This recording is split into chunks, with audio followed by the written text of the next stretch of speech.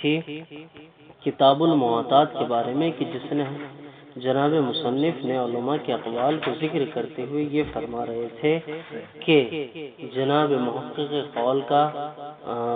محقق کا جو قول ہے وہ بعید ہے، اور صاحب الجواہر کا جو قول ہے وہ ابعد ترین ہے. ٹھیک ہے.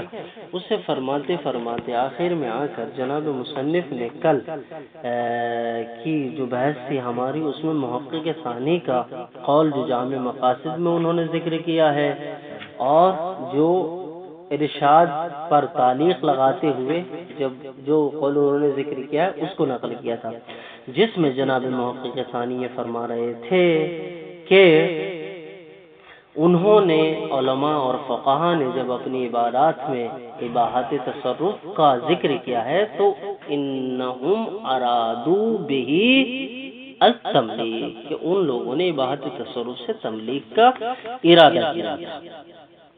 ٹھیک. اب یہ ساری باتیں بیان کرتے کرتے کہ تملیغ کا ارادہ کیا تھا کہ تملیغ کا ارادہ نہیں کیا تھا، جناب محقق کہہ رہے ہیں کہ تملیغ کا ارادہ کیا تھا، لیکن جناب مصنف یہ کہہ رہے ہیں کہ جناب والا اگر ہم آپ کے قول کو مان لیں کہ انہم قد ارادو بالاباحۃ تصرف التملیغا، یہ ہم مان لیں تو یہ ماننا سبب بنے گا کہ ہم نئے قواعد کا کیا کریں، اجرا کریں. ایک نئے قواعد بنائے، مجھے دے دیں، نئے قواعد کو بنائیں، اور اگر ہم ان نئے قواعد کو بنائیں گے تب جا کر ممکن ہے کہ یہ قول کہا جا سکے کہ وہ تملیغ کا فائدہ دے گا کہ تملیغ کا فائدہ نہیں دے گا. پھر اس میں مسئلہ یہ ہوا کہ جناب مصنف آج جو کہہ رہے ہیں والانصاف سے کہنا یہ چاہ رہے ہیں کہ اگر ہم قواعد جدیدہ کو بنائیں اس قول کو ماننے کے لیے یا اس قول کی بنا پر، یہ احون ہے اس شے سے کہ ہم علماء اور فقہا کے اقوال کو اباحت تصرف سے تملیغ کے اوپر حمل کریں. ٹھیک ہے نا؟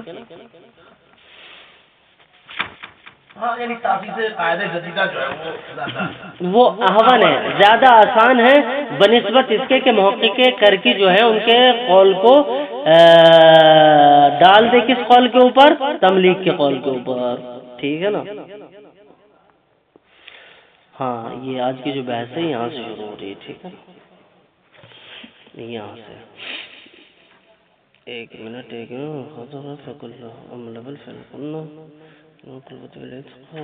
مسلطہ سے لیکن الانصاف. ٹھیک. ہاں لیکن جناب مصنف کہہ رہے 3 قواعد ایسے ہیں کہ جن کو ہمیں نیا بنانا پڑے گا.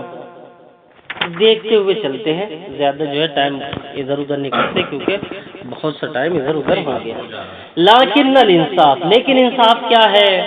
ان القول بالتزامهم لهذه الامور، کہ یہ کہہ دینا کہ تمام کے تمام فقہا کو ملتزم کرے ان امور کے لیے یعنی لتاسیس قواعد جدیدہ کے لیے احون، یہ آسان تر ہے من توجیہ کلماتہم، کہ ہم ان کے کلمات کی توجیہ کریں. کیا مطلب؟ کہ ان کے کلمات جو ہیں اباحت تصرف میں، اس اباحت تصرف کی توجیہ کریں بالملک المتزلزل، ملک متزلزل سے زیادہ آسان تاسیس قواعد جدیدہ ہے. فإن هذه الامور، کہ یہ جو امور ہیں، یہ جو تاسیس قواعد ہے، لا استبعاد فی التزامها، کہ اس کے استلزام میں کوئی بھی استبعاد نہیں پایا جاتا. کیوں نہیں پایا جاتا؟ پہلا قاعدہ یہاں سے شروع ہوتا ہے. ٹھیک ہے نا؟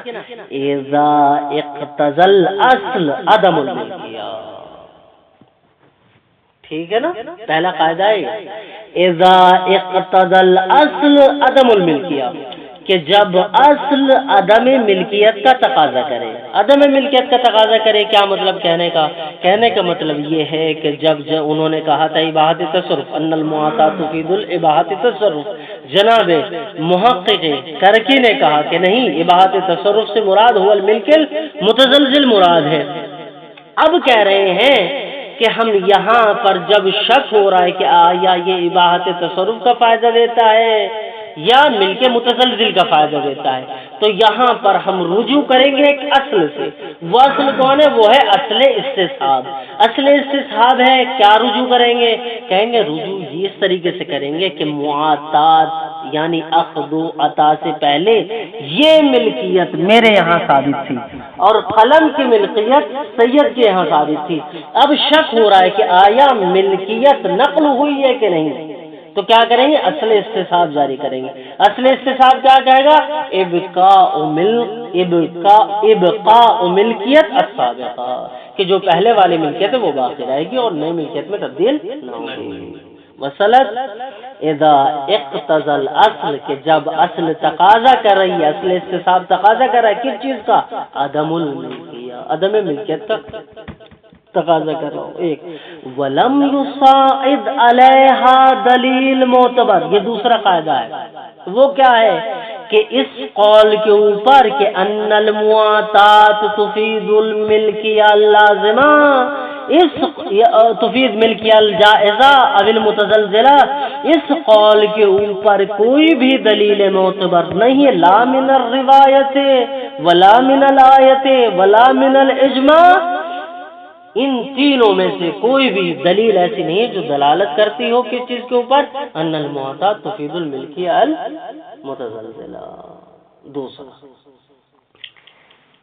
دو ہو گئے. تیسرا واقتضاء الدلیل صحت التصرفات المذکورہ، اور دلیل تقاضا کر رہی ہے کہ تصرفات مذکورہ صحیح ہے اس بے میں کہ جو کی جائے معاطات کے ذریعے، یعنی وہ بے کہ جس میں اخذ و عطا ہو بدون صیغہ، اس میں تمام تصرفات صحیح ہوں گے.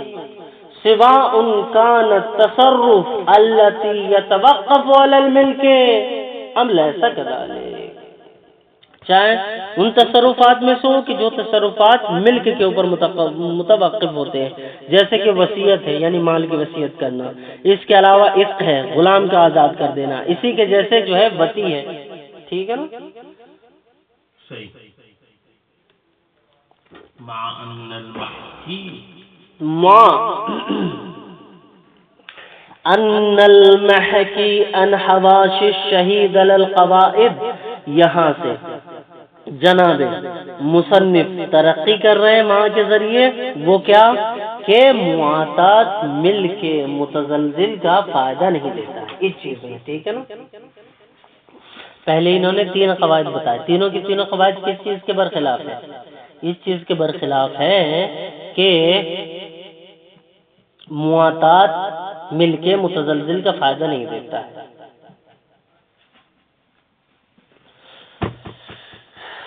کہہ یہ رہا ہے، کہہ یہ رہے، مجھے ایسا لگ رہا ہے کہ پہنچ نہیں پاتی یہ بات. کہہ یہ رہے کہ جناب محقق ثانی نے یہ کہا تھا کہ اگر آپ معاطات سے مل کے متزلزل کو مراد نہیں لیں گے تو آپ کو نئے قاعدے بنانے پڑیں گے جناب والا. اور اگر آپ نئے قاعدے نہیں بنانا چاہتے تو آپ کے لیے ضروری کیا ہے کہ آپ معاطات سے مل کے متزلزل کو مراد لیں. تو جناب مصنف نے انصاف کہتے ہوئے یہ کہا کہ انصاف یہ ہے جناب والا کہ نئے قاعدے بنانا جو دلالت کرے کہ معاطات فائدہ نہیں دیتا ہے مل کے متزلزل کا، یہ زیادہ آسان ہے بنسبت اس کے کہ ہم معاطات کو حمل کریں مل کے متزلزل کے اوپر. مثلا یہ پورا نتیجہ ہے، یہ نتیجہ ہے اس کا. تو اب یہ 3 قاعدے لے کے آئے. پہلا قاعدہ اصل کے ذریعے استصحاب عدم الملکیہ الجدیدہ. ٹھیک ہے نا؟ کہ دلالت کرتا ہے، اصل دلالت کرتی ہے کہ ملکیت جدیدہ حاصل نہیں ہوئی ہے اور پہلے والی ملکیت ابھی اسی حالت پہ باقی ہے. دوسرا قاعدہ اور دلیل یہ لے کر آئے کہ جناب والا کوئی بھی دلیل ہمارے پاس ایسی کہ کہ معاطات مل کے متزلزل کا فائدہ دیتا ہے. تیسری چیز کہ جو تصرف معاطات کرنے والے کر رہے ہیں یہ تصرف کرنا جائز ہے، حتیٰ وہ تصرف بھی جو کہ جس کے اوپر جو تصرف ملکیت کے اوپر موقوف ہوتا ہے۔ اب یہاں سے ماں سے بیان کرنا چاہ رہے ہیں اور زیادہ گواہی لے کر آ رہے ہیں اور زیادہ کلام لے کر آ رہے ہیں اس بات کے اوپر کہ معاطات مل کے متزلزل کا فائدہ نہیں دیتا ہے، ٹھیک ہے نا۔ ماں یعنی کہ ترقی ہے۔ ان المحکی ان حواشی شہید للقواعد کہ حکایت کی گئی ہے شہید کے حواشی سے کہ جو انہوں نے قواعد کے اوپر لکھے تھے، کیا المنع اما یتوقف علی المل، کہ منع کی گئی ہے۔ اما کی پوری عبارت کیا بنے گی؟ عن التصرفات، اما یعنی عن التصرفات التي يتوقف على الملك، المنع هو المنع عن التصرفات التي يتوقف على الملك، کہ ممنوع ہے وہ تصرف کرنے کے جو متوقف ہے ملکیت کے اوپر۔ کیسے وہ تصرف ہے؟ کا اخراج ہی فی خمس، جیسے کہ اس مال کو خمس میں نکالنا، اور زکاتن یا زکات میں نکالنا، کا وطل جاریہ یا جاریہ کے ساتھ وطی کرنا، ٹھیک ہے نا۔ یہ سارے کے سارے ہاں ممنوعات میں، کیوں؟ اس لیے کہ متوقف ہے ملکیت کے اوپر۔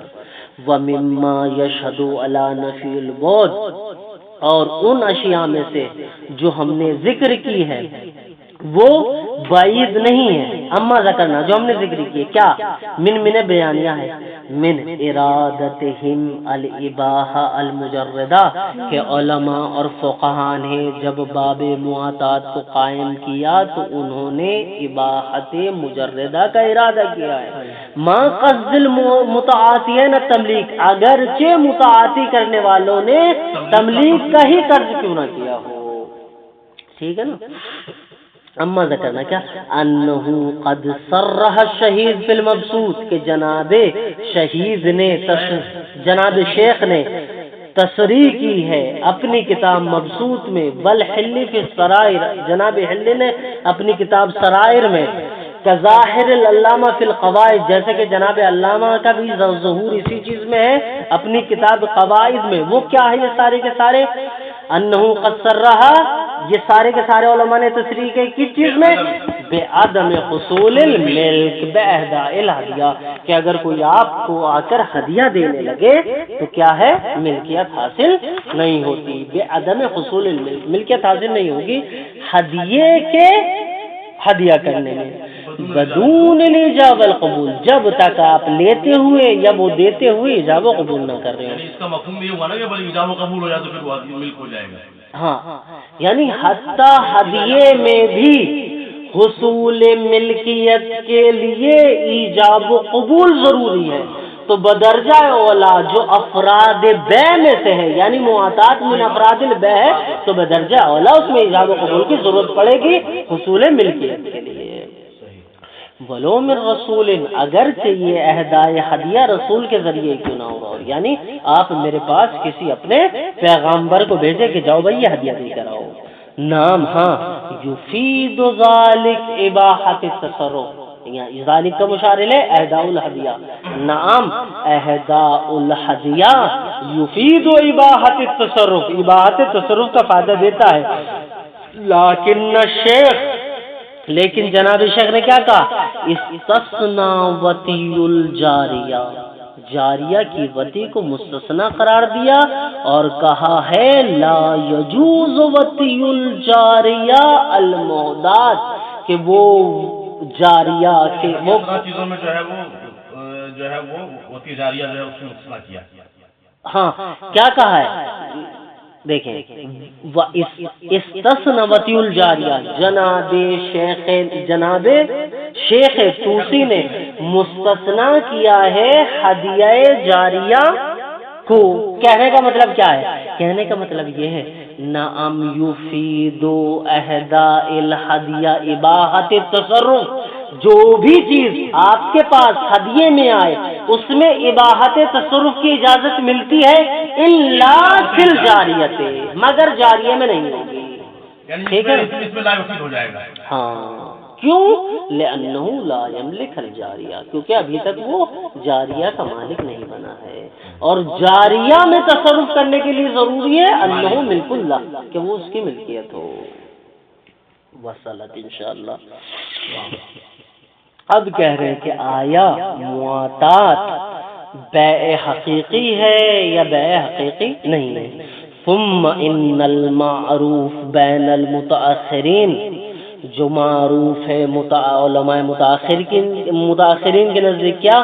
ان من قال بالاباحۃ المجردہ فی المعاطات، کہ ہر وہ فقیہ کہ جو اپنی کتاب فتوائیہ میں یا کتاب بحثیہ میں کہتا ہے معاطات میں اباحت مجردہ، کہ ان المعاطات تفید اباحت المجردہ، یہ کہتا ہے قالا بأنہا لیست بیعن حقیقتا، تو گویا وہ اپنے اس جملے کے ذریعے یہ کہہ رہا ہوتا ہے بأن المعاطات لیس بیعن حقیقی، کہ معاطات بیع حقیقی نہیں ہے۔ یعنی ہر وہ فقیہ جو اپنے فتوے میں یا اپنی کتب فتوائیہ اور بحثیہ میں یہ کہے ان المعاطات تفید الاباحہ، گویا وہ یہ کہہ رہا ہوتا ہے ان المعاطات لیس بیعن حقیقتا، کہ معاطات بیع حقیقی نہیں ہے۔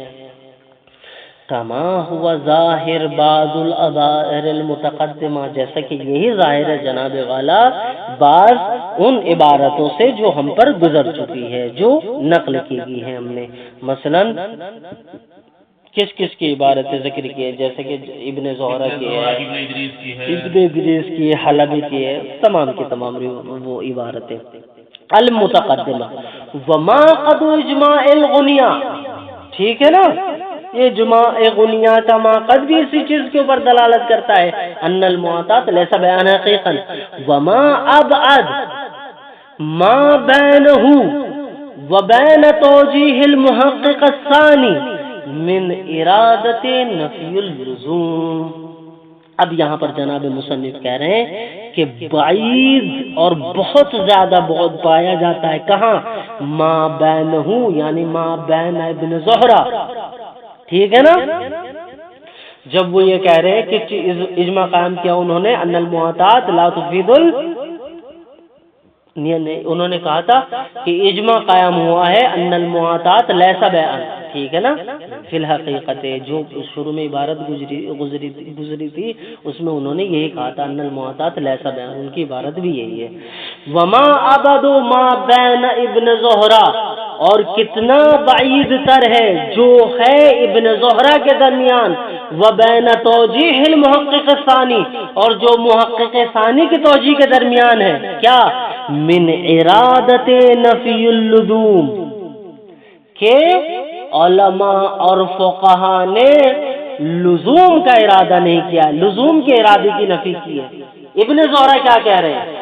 ان المعاطات لیس بیعن حقیقا، یہ ایک طرف۔ جناب محقق ثانی کیا کہہ رہے ہیں؟ یہ کہہ رہے ہیں ان المعاطات لا تفید اللزوم، یعنی بیع ہے لیکن لزوم کا فائدہ نہیں دے رہا ہے۔ دونوں میں کتنا بہت پایا جاتا ہے۔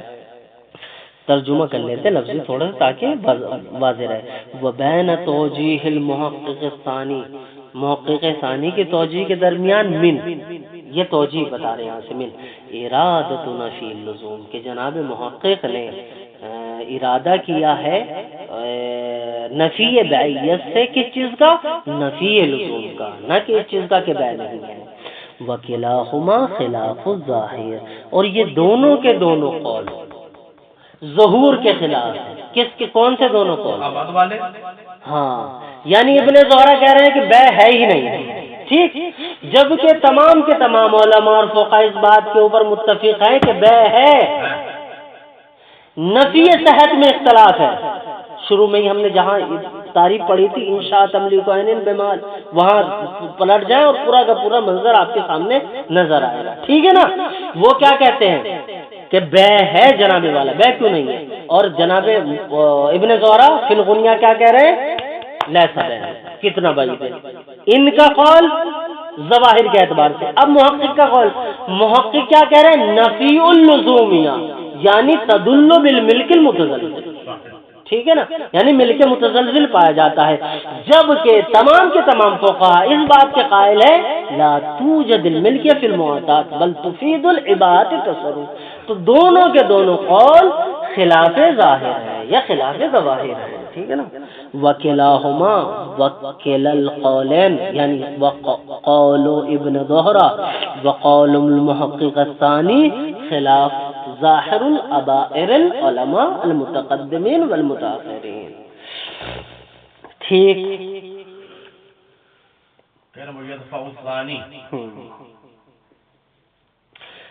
اب انہوں نے کہا کہ جناب مجھے پانی دے دو کہ محقق ثانی کیا کہہ رہے ہیں؟ محقق ثانی کہہ رہے ہیں کہ مل کے متزلزل کا فائدہ دیتا ہے، مل کے لزوم کا فائدہ نہیں دیتا.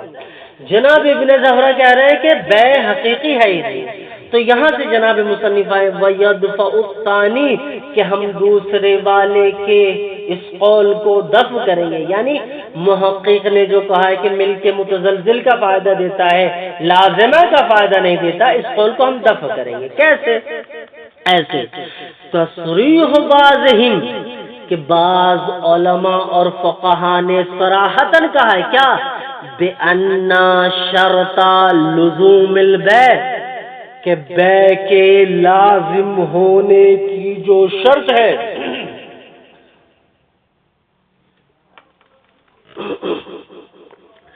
منحصر فی مسقطات الخیار، بے کے لازم ہونے کی جو شرط ہے وہ منحصر ہے مسقطات خیار میں. کہنا کیا چاہ رہے ہیں؟ یعنی ہر وہ بے کہ جس کے اندر خیار پایا جاتا ہو اور خیار پائے جانے کے بعد بھی آپ ان تمام خیار کو ساقط کر دیں، یہ بے لازمہ ہوگی. یعنی بے کے لزوم کے لیے شرط ہے کہ اس میں خیارات پائے جاتے ہیں.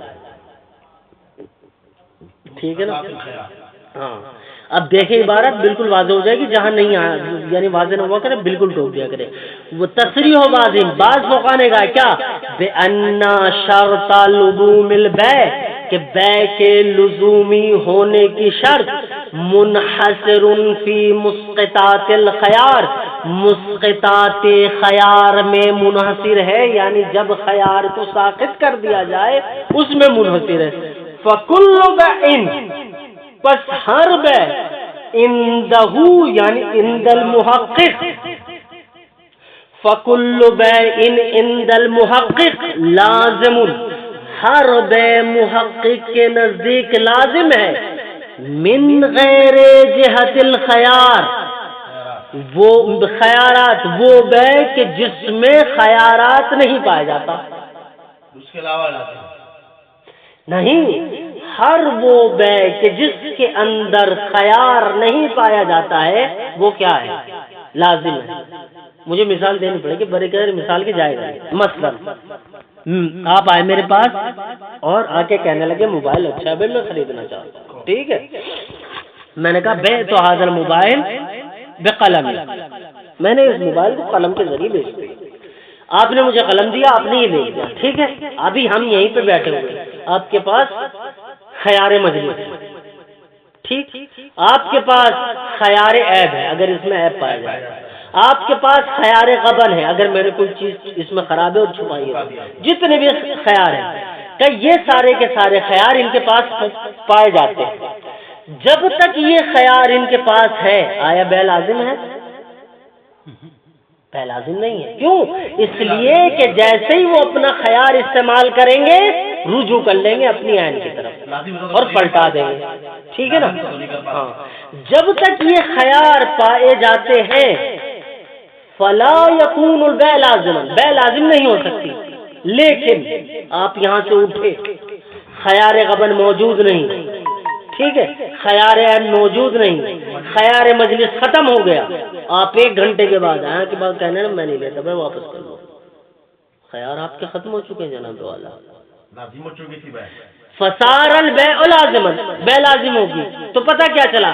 یعنی کل بیع لا توجد فیہ الخیار فیکون لازما ولا یکون متزلزلا. ہر وہ بے کہ جس میں خیار نہیں پایا جاتا ہے وہ بے لازمہ ہوگی، بے متزلزل نہیں ہوگی، اباحت تصرف نہیں پائی جائے گی. ٹھیک ہے نا؟ اب آ جائیں منحصر فی مسقطات الخیار، جب خیار کو ساقط کرنا آپ خیار کو ساقط کر دیں یا خیار کو ساقط کرنے کا حق آپ کے پاس ہو. فَكُلُّ بَيْءٍ عِندَ الْمُحَقِّقِ، ہر بے محقق کے نزدیک لازم ہے. کس جہت سے؟ من غیر جہت الخیارات، کہ جب اس بے میں خیارات نہ پائے جاتے ہوں تو وہ بے لازمہ ہوگی. ٹھیک ہے. ہاں خیار جس بے میں خیارات نہیں پائے جاتے وہ بے لازمہ ہوگی. تمام علماء، تمام فقہاء، جناب محقق ثانی کا بذات خود کا قول ہے کیا؟ ان المعاطات لا توجد فیہ الخیار، کہ معاطات میں خیار نہیں پایا جاتا ہے. جب معاطات میں خیار نہیں پایا جاتا ہے فیکون البیع لازمہ، بے لازم ہوگی. ولا یکون متزلزلا، بے متزلزل نہیں ہوگی. یہ جواب نقض دیا ہے جناب مصنف نے کہ جناب والا آپ جو ہے پوری کتاب میں چلا رہے ہیں بے متزلزل ہے، بے متزلزل ہے، بے متزلزل ہے. آپ آ جاؤ، لازم کے لیے شرط کیا رکھی آپ نے؟ کہا خیار کا پایا جانا ضروری ہے، خیار کا پایا جانا ضروری ہے. کہا معاطات میں تو خیار ہے نہیں. جب بیع عامی میں خیارات ساقط ہو جائیں فیصیر لازمن، تو بیع معاطات میں تو پہلے سے خیار نہیں ہے.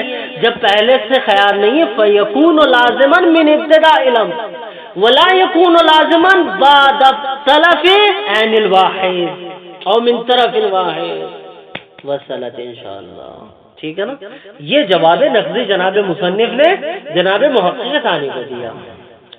دوسری دلیل کیا ہے؟ وتصریح غیر واحد، اور علماء میں سے بعض علماء کا تصریح کرنا بأن الایجاب والقبول، کہ ایجاب اور قبول کرنا من شرائط صحت انعقاد البیع بالصیغہ، کہ ایجاب و قبول ان شرائط میں سے ہے کہ جو صحت انعقاد بیع کے اوپر دلالت کرتے ہیں کہ اگر ایجاب و قبول بالصیغہ پایا جاتا ہے فیکون البیع صحیحا والا لا یکون صحیحا. ٹھیک.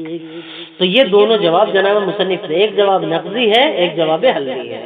ٹھیک ہے، دونوں جواب دے دیے ہیں. وصلت انشاءاللہ. وَأَمَّا الْأَوَّلُ، اب کہہ رہے ہیں اب آ جائے ابن زہرہ کے اوپر. وہ کیا کہہ رہے تھے؟ ان المعاطات لا بیعن حقیقتاً، وہ بیع حقیقی نہیں ہے.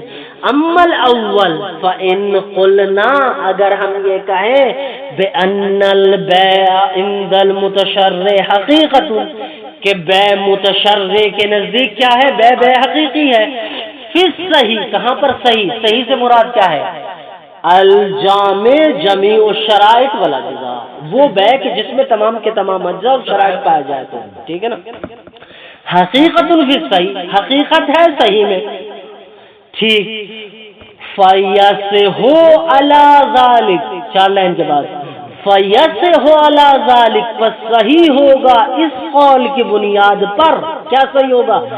نفی البیعیہ، بیعیت کا نفی کرنا. کس جہت سے؟ علی وجہ الحقیقت، حقیقت کی بنیاد پر. فی کلام، مل گیا نا. ہاں. فی کلام کل من اعتبرا، ہر اس فقہ اور عالم کے کلام میں کہ جس نے اعتبار کیا ہے فی صحت ہی، یعنی فی صحت البیع الصیغہ، کہ جس نے اعتبار کیا ہے کہ ضروری ہے بیع کے صحت کے لیے صیغے کی. تو یہاں پر آ کے آپ کہہ سکتے ہیں کہ یہ بیع حقیقی نہیں ہے. ولو بناء علی ما قدمنا ہو، اگرچہ بنا رکھتے ہوئے اس چیز کے اوپر جو ہم نے مقدماً بیان کی فی آخر تعریف البیع، بیع کے آخر میں یہ پڑھنے کی ضرورت نہیں، لیکن ایسی جلدی سے گزر جاتے. من ان البیع فی العرف اسم للمؤثر منه فی النقل، اس لیے کہ بیع جو نام ہے وہ کس چیز کا نام ہے عرف میں؟ اسم للمؤثر، مؤثر کا نام ہے. کیسا مؤثر؟ کہ جس سے نقل حاصل ہوتی، یعنی اس میں مصدر کا نام بیع ہے. فإن كان البيع في نظر الشارع والمتشرع، پس اگر بیع ہو نظر اشاریہ متشرع میں من حیث سے انہم متشرعۃ، کہ وہ متشرع ہیں، وہ متدینون بالشرع، اور شرع کے اوپر عمل کرنے والے ہیں. صحیحا مؤثرا فی الانتقال کان بیعن حقیقیاً، تو ایسی بے ہونی چاہیے کہ جو صحیح ہو مؤثر ہو انتقال میں، تو جو بے صحیح ہوگی مؤثر ہوگی انتقال میں، کان ذالک البیع صحیحا حقیقیاً والا کان صوریا، اور اگر ایسی نہیں ہوگی تو وہ بے سوری ہوگی، نظیر بیع الحاضر فی نظر العرف، جیسا کہ کوئی مذاق کرنے والا بے کہ بے تو حاضر موبائل بربعین، ٹھیک ہے نا، حاضر کی طرح، ٹھیک ہے۔ فَيَصِحُ عَلَى ذَلِكَ نَفْيُ الْبَيْعِ، تو اس بنیاد پر بے کی نفی کرنا صحیح ہوگا، علی وجہ الحقیقت، حقیقت کی جہت پر، فی کلام کل من اعتبر صحت الصیغہ، او فسرہ بالعقد، او فسر البیع بالعقد، یعنی کل من الفقہاء فسر البیع بالعقد، تو عقد کا استعمال کرنا یہ دلالت کرتا ہے کہ ایجاب و قبول شرط ہے بے کے اندر یا بے کی صحت کے اندر، کیوں؟ لأنه فی مقام تعریف البیع، اس لیے کہ وہ تمام کے تمام علماء اس مقام میں تھے کہ وہ بے کی تعریف کرتے، بصدد بیان ما هو المؤثر، اور یہ بیان کرنے کے صدد میں تھے، یہ بیان کرنا چاہ رہے تھے کہ مؤثر کیا ہے نقل میں، ما هو المؤثر فی النقل فی نظر الشارع، کہ بے کے جو اتنے مصادیق ہیں، ان مصادیق میں سے کون سا مصداق ہے جو مؤثر ہے نقل میں اور شارع کی نظر میں کیا ہے معتمد ہے اور اس لائق ہے کہ وہ مؤثر بنے گا۔ وصلت، ہاں، ایزا عرفت ما ذکرنا، جب آپ یہ ساری چیزیں جان چکے ہیں جو ہم نے ذکر کی ہے کہ تاسیس قواعد جدیدہ احسن ہے بنسبت اس کے کہ ہم اباحت کو کیا کریں، مل کے متزلزل کے اوپر ڈالیں، ٹھیک ہے نا، اس سے بہتر یہ ہے کہ تاسیس قواعد جدیدہ کریں۔ جب ان تمام چیزوں کو آپ جان چکے، فالاقوال فی المعاطات ستۃ، جو اقوال معاطات میں وہ کتنے ہیں؟ 6 ہیں۔ اللزوم مطلقاً، پہلا قول کیا ہے؟ لزوم مطلق ہے۔ دوسرا قول جو ہے وہ لزوم بشرط کون الدال علی التراضی بالمعاملہ لفظاً ہے۔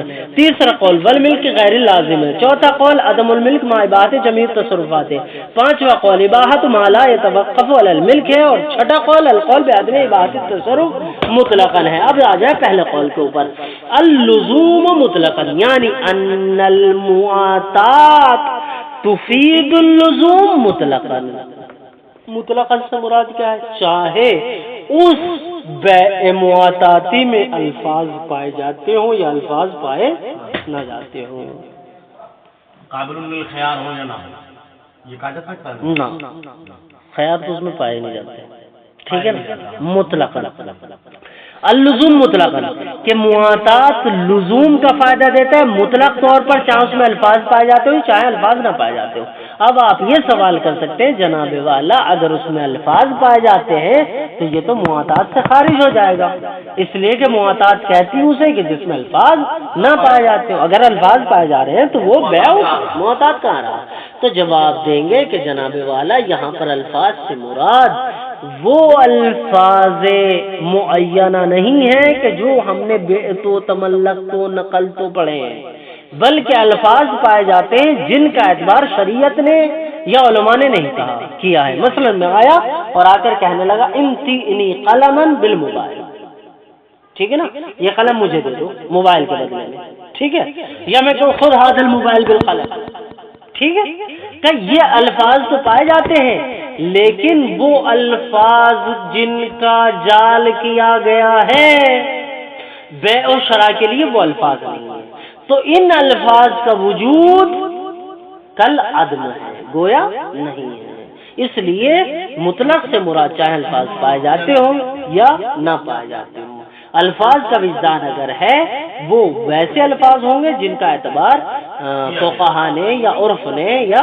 شرع نے نہ کیا گیا ہو۔ کما ان ظاہر المفید، جیسا کہ جناب مفید سے بھی یہی ظاہر ہوتا ہے، کیا کہ لزوم مطلق کے معاطات لزوم کا فائدہ دیتے، انہوں نے شروع میں کہا کہ معاطات کل بیع الاخر، دوسری بیعوں کی طرح جس طریقے سے اس میں لزوم پایا جاتا ہے ویسے اس میں بھی لزوم پایا جاتا ہے۔ وَيَكْفِي فِي وُجُودِ الْقَائِلِ بِهِ، اور اس قول کے قائل ہونے والوں میں جس کا وجود کفایت کرے گا وہ کافی ہے علامہ کا قول، وہ یکفی اور کفایت کرے گا فی وجود القائل، قائل کے وجود میں بہی یعنی بہذا القول، قول العلامہ، علامہ کا قول رحمہ اللہ فی التذکرہ۔ جناب علامہ نے اپنی کتاب تذکرہ میں کیا کہا؟ الاشہر عندنا، کہ قول اشہر ہمارے نزدیک کیا ہے؟ انہو لا بد من الصیغۃ، جی الاشہر عندنا انہو لا بد من الصیغۃ، کہ اشہر ہمارے نزدیک یہ ہے کہ بے کے اندر ضروری ہے کہ صیغہ پایا جاتا ہو۔ کہا یہ جو جناب علامہ کا قول پایا جاتا ہے یہ تو بالکل مخالف ہے لزوم مطلق کے۔ لزوم مطلق کیا ہے؟ لزوم مطلق کہہ رہا ہے کہ چاہے الفاظ پائے جاتے ہو یا الفاظ نہ پائے جاتے ہو، معاطات ملکیت کا فائدہ دے گا، ملکیت لازمہ کا فائدہ دے گا، جبکہ علامہ یہ کہہ رہے ہیں قول اشہر ہمارے نزدیک، امامیہ کے نزدیک یہ ہے کہ صیغے کا وجود بے میں ضروری ہے۔ آپ کیسے دلیل کر رہے ہیں جناب والا؟ ایک دم الٹا مسئلہ ہے، یہ تو آپ کے برخلاف بول رہے ہیں، نہ کہ آپ کی موافقت میں بول رہے ہیں جو آپ ان کے قول کو دلیل بنا رہے ہیں۔ تو جواب دیں گے جناب والا ہم اس کا مفہوم مخالف نکال رہے ہیں، یعنی اگر قول اشہر یہ ہے کہ لا بد من الصیغۃ، هناک قول المشہور یقول لا لیس ضروری ان توجد الصیغہ فی البیع مثلا، ٹھیک ہے نا؟ اس طریقے سے انہوں نے استدلال کیا کہ ضروری نہیں، قول مشہور بھی پایا جاتا ہے کہ جو دلالت کر رہا ہے لزوم کا معاطات میں بغیر صیغے کے۔ دوسرا قول واللزوم، کہ معاطات لزوم کے اوپر دلالت کرتا ہے یا فائدہ دیتا ہے، بشرط، اس شرط کے ساتھ کون دال علی التراضی، کہ جو شے دلالت کر رہی ہے ترازی کے اوپر، اول معاملہ یا معاملے کے اوپر، لفظاً وہ لفظ ہو فعل نہ ہو۔ حکا ان بعض معاصر شہید ثانی، یہ قول نقل کیا گیا ہے جناب شہید ثانی کے بعد معاصرین سے، وبعض متاخر المحدثین، اور محدثین میں سے جو بعض آخر کے محدثین ہیں ان سے نقل کیا گیا ہے۔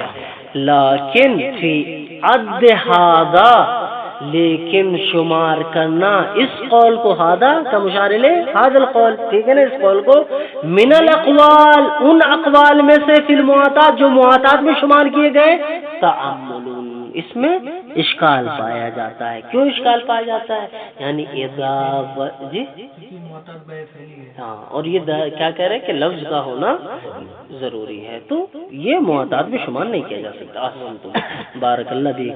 والمل الغیر لازم، تیسرا قول کیا ہے کہ معاطات فائدے دیتا ہے مل کے غیر لازمہ کا۔ مل کے غیر لازمہ مطلب کیا ہے؟ مل کے متزلزلہ یا مل کے جائزہ، ٹھیک ہے نا؟